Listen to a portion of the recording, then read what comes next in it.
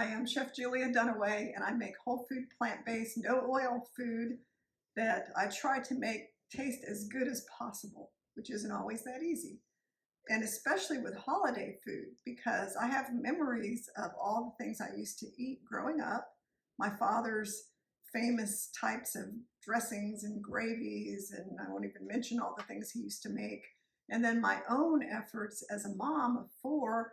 Throughout all the years of all my children's lives, I tried to make special holiday meals, and I had all these family favorite casseroles. You could probably imagine what was in them.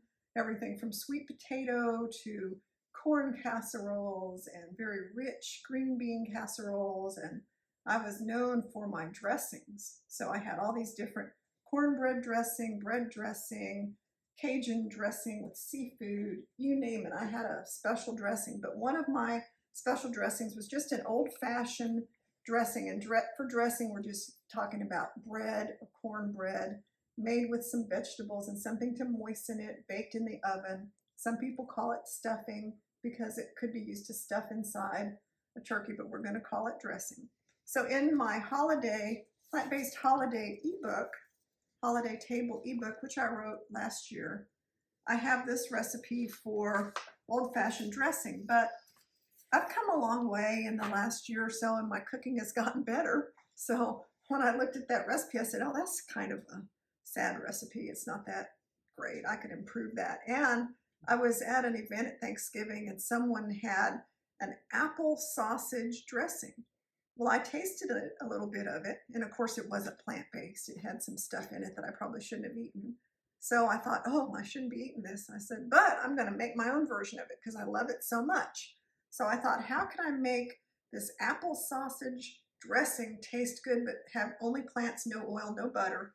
And so I thought, well, I have a recipe for plant-based sausage made from oats and brown rice and your typical herbs that you would use for sausage. It has the sage and rosemary and thyme and, you know, all the stuff you associate with sausage. And, you know, just regular spices, apples, onions, celery, all the typical things. And then what kind of bread could I use? So there are a couple of breads out there, but one bread I really like, I get at Whole Foods, and it's from this company called Heartland. I don't know if this is available all over America.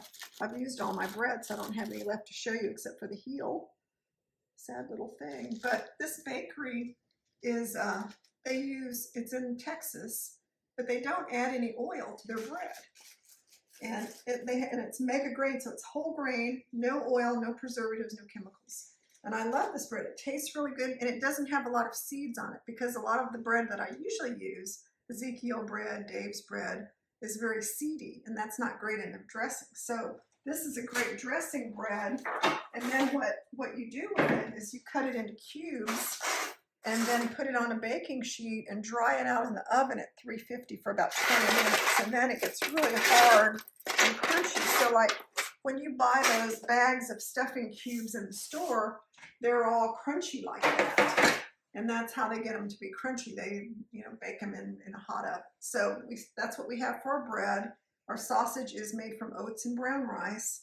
I'm going to take some typical ingredients, you know, onion and celery, but the addition of apple makes it have this really nice kind of, not so much sweetness, but tart and sweet. And so I have these Envy apples, organic. These are the most delicious apples. I bought 4 of them. It's kind of expensive because they were heavy and big. It's like $9 for 4 apples. I thought, oh my goodness, nobody's going to touch these apples but me. So I kind of have them hidden in the drawer. So I found that half of one of those giant apples is enough. You don't want to use a whole apple if it's that big. So we'll start with the onion. And I've got half of an onion because in Texas, you know, everything's bigger in Texas, right? Well, our onions, our sweet Texas onions are gigantic, you know. So if a recipe says a whole onion, if you put a whole Texas sweet onion in there, you're going to have 2 cups of onion instead of 1 cup of onion. So, you know, even don't follow recipes too closely because sometimes they're, you know, they're not meant for what you have. So I always try to use like a measurement like a cup.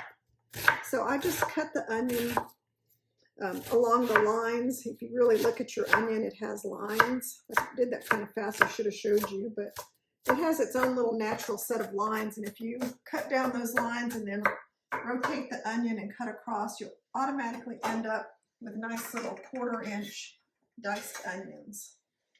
Then I've got my hot pan already heating at medium high, and that way I don't need any kind of oil, butter, nothing. The pan itself will provide enough heat. It will result in some caramelization of the onions. We don't really need anything. However, if the pan gets dry and you feel like you need to add something, you can always add stock. So I have the stock that I'm going to use in the stuffing, the dressing, standing by in case I need it. And this is store-bought vegetable broth. Sometimes I make my own, but I didn't today. And if you want to make your own, I have my scrap bowl here. And you can just save scraps like this. You know, these are like pieces of celery, onions. You can put, you know, parsley in here, put it in the freezer, and when you have enough, just take this and some water, boil it for 30 minutes, and strain it. You have really good vegetable stock, and it doesn't have to have salt in it. So I highly recommend making your own stock. I try to do it as often as possible. So we're just going to add the celery and the onions. I've got 2 ribs of celery, and that was something I learned not too long ago, that the celery stalk is the whole bunch of celery. The celery rib is one piece. So some recipes are very accurate and they say 2 ribs of celery, and then others will say 2 stalks of celery. So I think most people are going to call it stalks, even though that's probably not technically correct. So we're just making little 1/4 inch diced pieces of our celery. I cut it into little strips, and then I cut the strips into little cubes. That way they're all the same size. They don't have to be like that. Nobody's grading you, but I kind of like things to be the same. So just cut it into strips, and then cut the strips into diced pieces. It's easy when you have a whole pile of them too. And then I just hold my fingers away, curved in, especially your thumb, because that tends to get left out. And then it's easy to just throw this in the pan. And so what we want to do is we want this to cook. I've got the heat at medium high, as I said, but we want this to get a little bit of caramelization on it, so it has some color to it. But we also want it to cook. Now, if you look at it, you can see it's starting to brown. So I don't want it to get too brown, because, you know, that could almost get into a burn situation. So I'm going to put a couple of tablespoons of my vegetable broth in there to cool it down a little bit. And also, what I'll do now is to get it to cook. And this is one of my tricks, is I put the cover on the pan for like 3 minutes, and that will get it really to soften up without it having to dry out, because, you know, we're trying to saute this without any oil, so we have to use some tricks. And so trick number 1, use a hot pan. Trick number 2, let it get some brown caramelization on it. And then number 3, if it starts to get too brown or dry out, add a couple tablespoons of vegetable stock, but not too much, because you don't want to drown it, because then you have steamed vegetables instead of sauteed vegetables. We're not going to add garlic, although in my original recipe I have garlic, because I don't think garlic and apples go together really well. So we're going to add the apple. While this is cooking, I'm going to cut the apple up. I'm going to leave the peel on. This is an organic apple, so the peel is fine. I'm just kind of cutting out the core. And then I'm going to treat the apple the same way that I treated the celery. Very similar way of cutting it.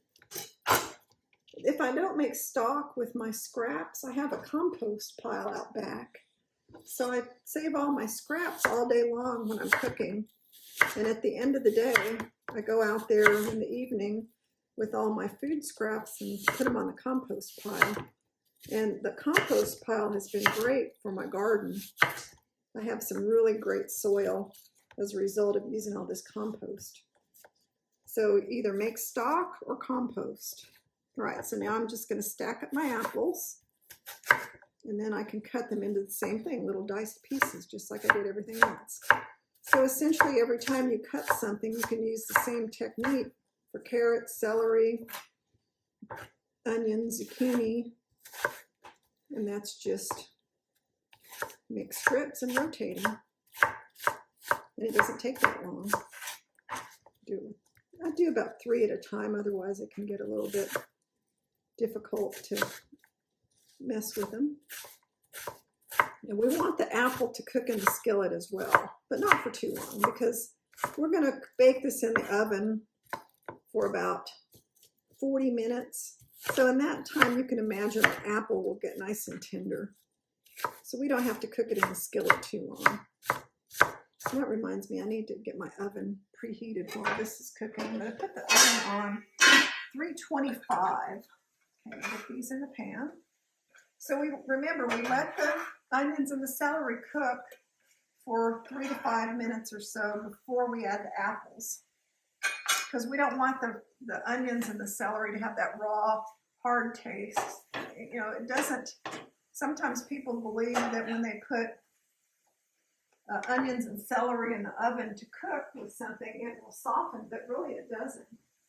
You know, a lot of times it will stay hard, even though it's been in the oven a long time. I don't know if you've ever had that happen to you, where you made a casserole or something and you thought, oh, I cooked this for an hour, but there's little hard pieces of onion in here. It's just because sometimes it doesn't cook. So be sure and saute it till it's soft before you add it to your baked dish. There is a reason for that. All right, so we got that in here. I'm gonna cover it briefly while I get all the other ingredients out. We're going to add all these stuffing, I keep calling it stuffing, dressing ingredients in a bowl. So I have, it was 6 slices of bread. So this doesn't make a huge amount. This is like, I would say, maybe when you're eating a lot of different holiday dishes, this is probably 8 servings. So if you have a really big family and you know that's not going to be enough, then you could double this recipe easily. I'll set this here, and then I need to get my sausage ready. Oh, I forgot my Fresno chili. I have these Fresno chilies in the garden, and they're so beautiful. I have a whole big bowl of them here. They need to be used or frozen. They're kind of getting shriveled. I picked them all. It was going to have, we were supposed to have a freeze, so I went out and picked all of them. Well, then I thought, I'm just going to use them. Well, I haven't used them all. So now I'm looking at them thinking I need to get them in the freezer, which I will. But I put them in everything. I put them in my soups. I made this really wonderful lentil vegetable soup the other night, and I put the Fresno chili in there, and it gave it quite a little bit of a kick. It was good. So even though this apple dressing doesn't call for hot chilies, Fresno chilies are not too hot. They're more on the mild side. I'm going to turn this off the heat. It doesn't really need any more cooking. Fresno chilies are pretty mild, so they're not at all, I don't think they're spicy. Okay, so I've got my sausages. I need about 1.5 cups. So I need to cut these up. I need to dice it up. And they dice up really easily. How's my cooking buddy over there? I got the crazy girl.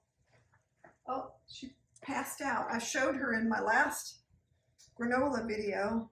She was running all over the room then, but she's kind of sleeping now. So we'll show you a picture of her in a few minutes.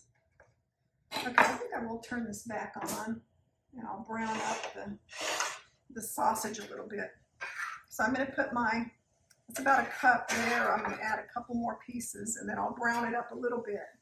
So let's see, I'll add 3 more pieces. And I will include the recipe for the plant-based sausage in with the show notes. It's not hard at all to make. It's just oatmeal, brown rice, vegetable stock, a bunch of different seasonings, herbs and spices, that have the flavors of sausage. So it's kind of like, you know, it has a good texture. I could just eat this and it travels really well. What was really cool about it is, like, if you're rushing out the door, you could just eat this as your breakfast because it's oatmeal. So it's like oatmeal sausage, and it doesn't really need to be on bread. It doesn't need to be in anything. So I like savory food in the morning. So one morning I just grabbed a couple of those sausage patties and had my smoothie and a couple of oatmeal sausage patties and said, well, this is a good breakfast.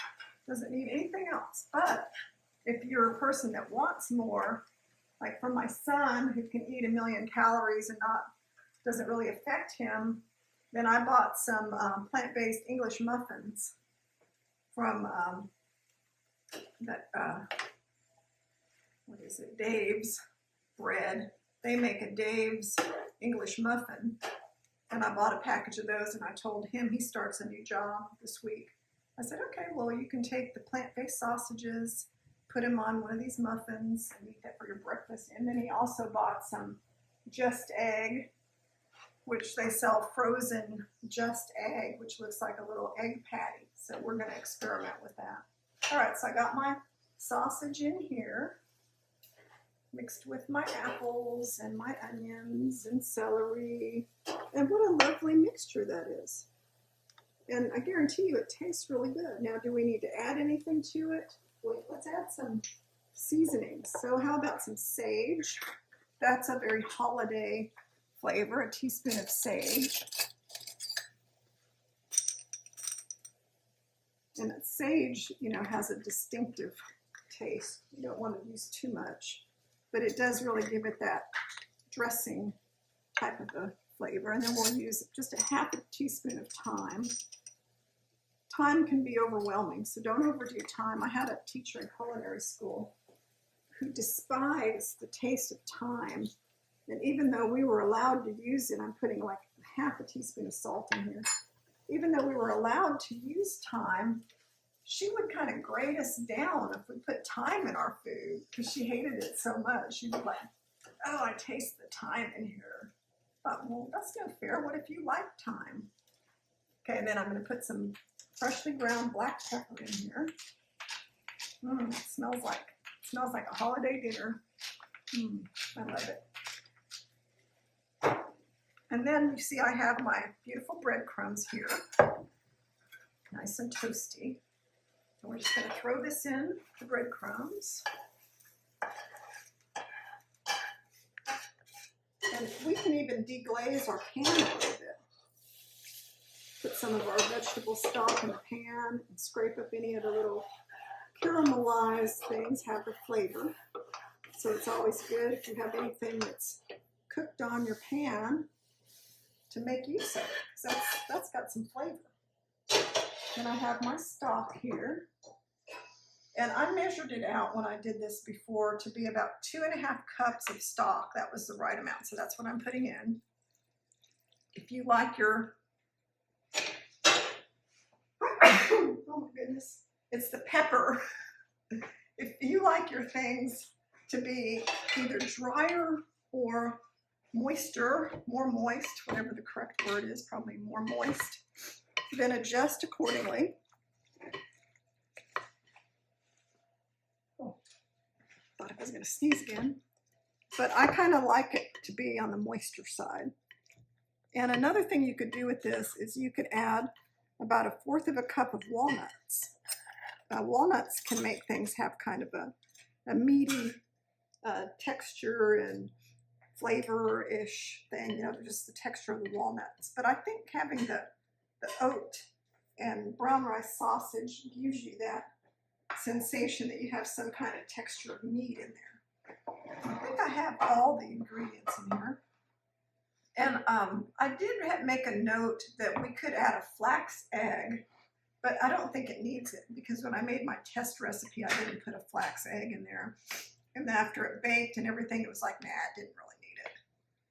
Because, you know, a lot of dressing recipes have egg in them, but we don't need it. If you feel like you wanted it to have more of that texture that you're used to, that you got from having an egg in your dressing, then go ahead and add 1 flax egg. And a flax egg is just a tablespoon of ground flaxseed mixed with 3 tablespoons of water. So I'm just kind of mixing it around a little bit to get the breadcrumbs to be even on the top. And then what I thought looked good was I put a few pieces of the sausage on the top so that they would stand out. So I just cut up 1 piece of sausage, plant sausage, of course.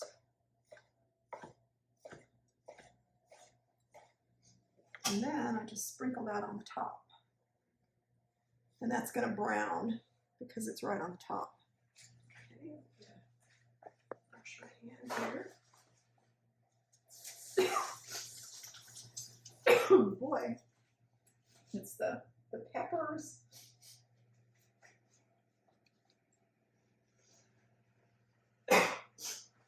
All right, so I've got this ready. I'm going to put it in the oven. It doesn't have to be covered because we want it to be kind of crispy on the top. So I'm going to set it for 35 minutes. And then I'm going to check it. And I have made one of these ahead of time, so I can show you what it looks like after it's baked. So you can see the finished version. Let me move some of my things out of the way here. And we'll plate some of it up.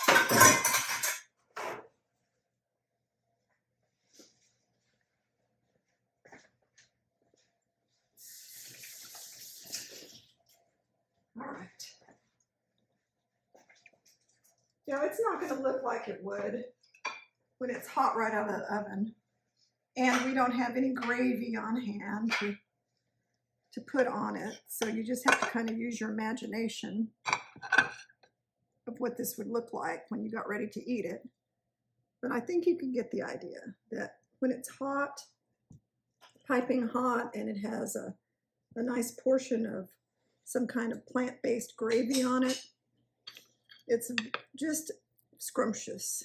It's got the sweetness from the apples. It's got a little bit of that salty plant sausage and, you know, the crispiness. So I think that, you know, once you put your little bit of, if you wanted to put gravy on it, you could, or eat it with something that has gravy. Because, you know, when you're having the holiday meal, usually you have a lot of other things with it. You have, I would have mashed potatoes, some gravy, some other kind of side dishes, and then a little pile of my favorite stuffing, or dressing. So I think this would be a good addition to my Thanksgiving or Christmas dinner, and I plan to make it for my Christmas dinner, along with a bunch of other things. I have quite a list going.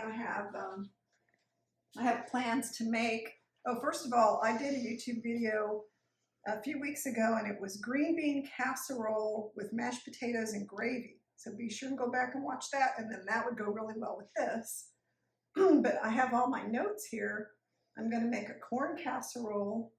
I'm going to make maybe broccoli rice casserole and some sweet potatoes and some pickled jalapeno peppers stuffed with cashew cheese ball. So I make a cashew cheese ball that tastes like an old-fashioned cheese ball, and I'm going to stuff it into pickled jalapeno peppers.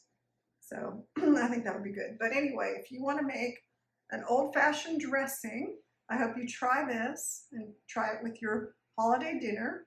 And if you want to see more of my plant-based recipes with no oil, please subscribe to my channel. And I do a lot of other things on Facebook, and I do have an Instagram account, so you can find me in a lot of different places. And I really appreciate you watching this video, and I hope you make this. Thank you very much. Bye-bye.